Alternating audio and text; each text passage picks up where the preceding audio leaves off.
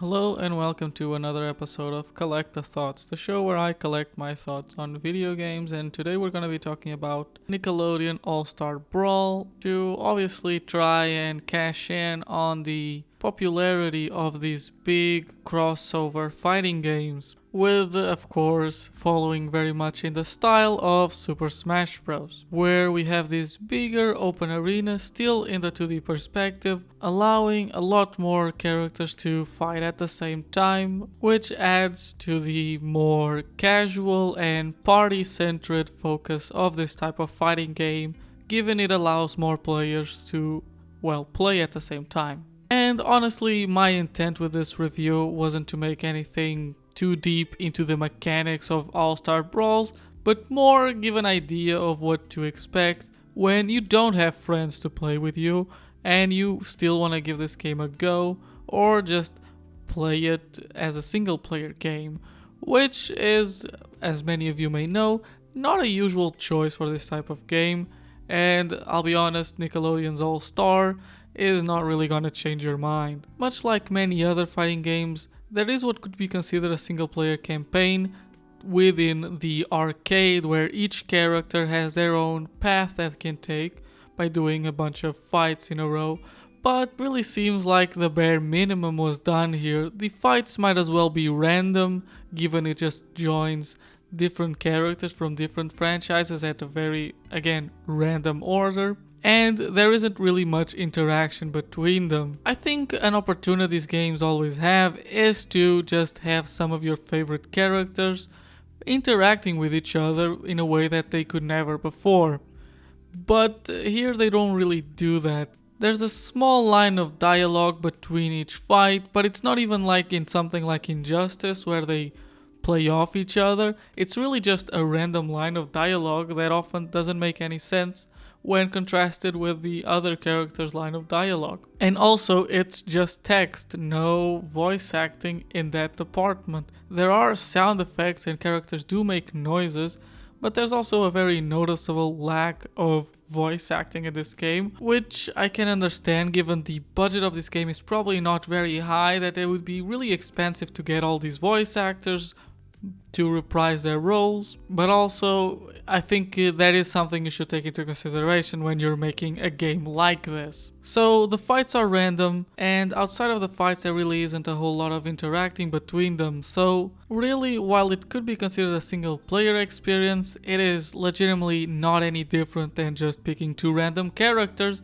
and setting them one as the CPU. It's a shame because there are a couple game modes in this game that they could have used. There's a sports mode where the goal is to get the ball that falls in the middle of the field to the goal, so to say, on the opposite side. And of course, like any game of football or American football, you also have the opposite team trying to do the same on the opposite side. But this also brings up how even in multiplayer there's just so little modes to play with. We have stock, which is the one you play as in arcade mode, and it's also the most simple one where you have a certain number of hearts and the first one to lose all their hearts loses and the other one wins. Or if there are more players, whoever stands last. Then timed, which is very simple as well. You simply just do not have a limit of hearts, and whoever wins at the end is whoever killed the opponent more times or KO'd, because this is a kids game, I guess. And then the already mentioned sports, which does have some differences within its own game with different types of balls, but still nothing particularly crazy. In fact, doesn't seem like a lot of time was put into sports given how awkward it is to play it, especially given it's very hard to control where the ball is going, and also when the ball falls off or gets stuck in some place, it takes quite a while for it to get back, which I think kind of just slows down the game, especially since KOs don't really matter in this mode. Or at least in not a very direct way. They can still be very useful in a more technical sense, I guess. Regardless though, finishing arcade mode just feels like a chore. This game already needs more modes, but also why only use the stock mode for the arcade? I just don't understand that decision. But because you only use the stock mode, you can also kinda tell how long it takes you to finish the game. Because each character on normal difficulty for me would take about 10 to 15 minutes, depending on how good I was with the character, to complete a whole arcade. On normal difficulty, it basically gives you the same amount of hearts to each character, and so it is the medium difficulty. As this is what changes from each difficulty to another, as long with the character's AI, I would presume. I can't really verify that. But from me trying them out, it did seem like some were harder than others, which I think makes sense. Even though it does also make the difficulty spike between them a lot bigger, because for example, going from easy to normal, not only do the AI gets harder, but also you have to kill them more times, so to say, which I think is a lot harder than you have to kill them the same amount of times, but the AI is slightly harder.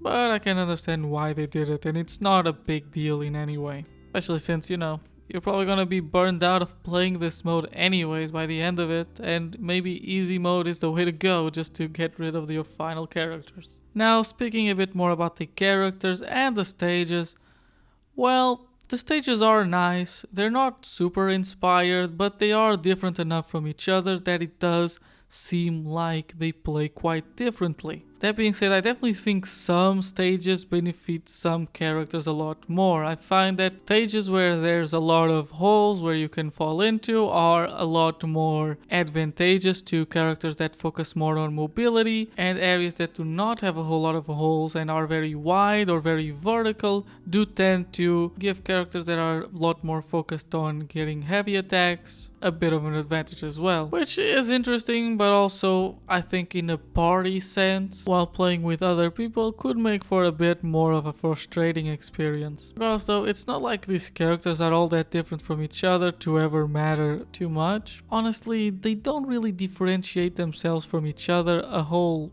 lot. It feels more like they do the same thing slightly different. Like I said, I'm not gonna go too deep into the specifics of this, but an example I can give is pretty much any character can do a strong punch that will send you flying off. It just changes how and what the best position to do that strong punch is done. Like some characters have a weird angle that they do, and that gives them an advantage at a certain position, or a different character might just punch regularly and then have something else going for him. Or, maybe that actual punching different is a bit of a downgrade and they have something else going for them. Like I said, I don't want to go too deep into this. I don't think this is a particularly very competitive game anyways. So moving on from that, we can talk a bit about the graphics, which I think are a lot more important in a game like this. Trying to meld different art styles from different cartoons can be quite different, and this game can definitely be very hit or miss with it. And I really don't think there's a main thing you can point to. I guess you could point that humanoid characters suffer the most, but then April O'Neil's model looks quite good. So I'm not quite sure what the problem is, but I will try to go through some of the ones I thought were weirder. For starters, Avatar characters not so much look bad, they just kinda look like they lack detail. Their models just look noticeably lower quality than every other characters in the game. And that is especially noticeable when these Avatar characters have also been in other video games where they've looked better, honestly. I'm not quite sure what happened once again. There are other human characters in this game that do look fine. Another example that it doesn't though is Danny Phantom. Obviously trying to translate that to the animation style that was a lot more cartoony than Avatar is harder, but in my opinion something just did not come out right about him. His head looks weird, his hair looks weird. Also, he's kind of a reminder of how low budget and low effort. Obviously I can't say that with a straight face because I don't know how the development for this game was, but I look at Danny Phantom and I think, why doesn't he have an animation where he changes from a human to a ghost and that's like part of his moveset? Why can't he fly like a ghost? Given that would be super useful in this game, or maybe just fly for a certain amount of time. No, instead he just kind of has a moveset that makes him jump kind of like every other character. Regardless though, moving on. The other one I wanted to mention was the Ninja Turtles. I did say that April O'Neil looked nice, and she does, but she's also a human. The Ninja Turtles though, I'm not quite sure what style they were going for. I'm guessing it's the classic given the style of the April O'Neil model as well, which is also a bit of a weird choice in my opinion given that show didn't air on Nickelodeon. Not sure why they didn't go with the design for their own show, but okay. That also kind of brings up the question of the time periods used and why. In my honest opinion, I think it was very random. Some of them are obvious. Obviously you get SpongeBob, obviously you get Aang, obviously you get Danny Phantom. But then also, why two characters from the Loud House? Is this the only modern Nickelodeon cartoon? I said that as a joke when I went to look, and really there isn't anything original besides that. They just run the Loud House and 100 million episodes of SpongeBob and its spin-offs. Regardless though, the other odd choices I think is just in general picking a single character for a franchise. For some of them it's very obvious. If you're gonna get a Thornberry character, you're gonna get Nigel. And if you're gonna get a character for Cat and Dog, you're gonna get Cat and Dog. But also then, Rugrats, are you really just gonna get the dinosaur that only babies liked? And the babies that liked it are now all grown adults? And then Oblina from Real Monsters? I think in that case they probably should have gone with the same idea that they used for Ren and Stimpy of making them a single character. Making a few of the characters of that show a single character in this game. Kinda like, you know, Ash from Super Smash Bros. Sorry. That being said though, it doesn't feel bad. It is a good roster I think to look at. From the distance it looks nice and varied, even though the moment you put 3 characters from a show and then put a single one from another, it does feel a bit unbalanced in my opinion, even if one show is a lot more popular than the other. Of course though, none of that matters when all the characters are kinda just generic to play with. Like I mentioned with Danny Phantom, I really don't feel like their character shines through their gameplay like it does in other game that's very popular. I feel like so much more could have done, like Aang can control various elements, that's what avatars do. But that really just translates to some really boring attacks here. That's kind of my opinion on this game. It feels a bit like a cash grab. It feels like it was made to get the money and run. There is not a whole lot going on here, and I get that some people liked it, especially the people who play it, you know, as a party game with their friends at home, or even, you know, as a multiplayer game online. But honestly, I got tired of this game quite quickly, and when I came to do the single player content for this review, I wasn't particularly thrilled, I must say. Even the multiplayer gets tired because there's nothing different going for it. It feels very bland, which should not happen for a game that has 20 different characters to play with. Regardless though, this review already went for way longer than I wanted to, so for those reasons, actually not that reason, but for the reasons I gave before, I am giving Nickelodeon All-Star Brawl a 5 out of 10. It is not a negative score, but it's not a particularly positive one either. It is a very middle of the road game in all senses, I think. I tried coming into this game with a lot of tempered expectations and it still managed to feel kinda to me, and I think that's not great. Even being someone that grew up more with the Cartoon Network than Nickelodeon, I still found myself looking at the roster and going, you know, they're kind of missing some people here. Shout out to Jenny the Teenage Robot. But honestly, even if they add those characters later on, I still wouldn't be particularly motivated to return to this game and get those characters, since like I said, and that's kind of my big problem with this game, is the characters don't really feel distinct and like the characters that they're supposed to be. They just feel like generic fighting game characters at times. More animations, more voice acting, you know, more creativity overall I think is what this game needed, but I don't think it's what this game is gonna get.